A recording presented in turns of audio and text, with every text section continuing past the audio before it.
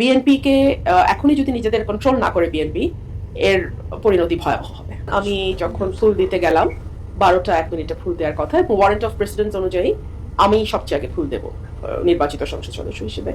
কিন্তু আনফর্চুনেটলি দেখা গেল বিএনপির কিছু লোক তারা সেখানে রীতিমতো হামলা চালায়, আমার নেতাকর্মীদের উপরে হামলা চালায়, আমাকে এক পাশে মানে ধাক্কা দিয়ে ফেলে দেওয়ার মতন অবস্থা তৈরি হয়।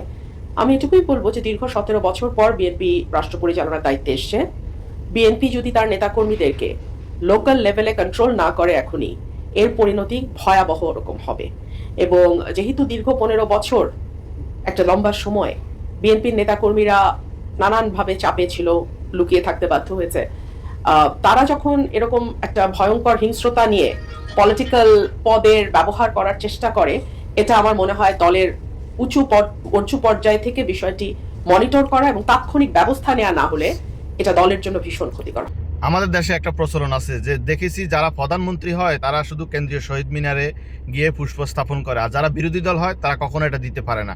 এটা বিগত সরকার আমলও দেখেছি। এই যে আজকে যখন বিএনপি ক্ষমতা পেয়েছে, এর আগে 17 বছর তারাও কিন্তু বিরোধী দল ছিল, কিন্তু তারাও দেখা যাচ্ছে যে ওই সময়গুলোতে কেন্দ্রীয় শহীদ মিনারে গিয়ে তারা ফুল দিতে পারে নাই। যদিও তারা যেতে চাইতো তখন তাদেরকে বাধার মুখেই ওখান থেকে রিটার্ন করে দিত, বা নিরাপত্তার ইস্যুজনিত কারণ দেখিয়ে, বা ওখানেই তাদেরকে ভুয়া ভুয়া দালাল হ্যান ত্যান এগুলো বলে তাদেরকেও বিতাড়িত করে দিত। একই কায়দা এখন বিএনপি ক্ষমতায় আসছে, কিন্তু ওই সিস্টেম আগেরটায় রয়ে গেছে, return by return, return by return.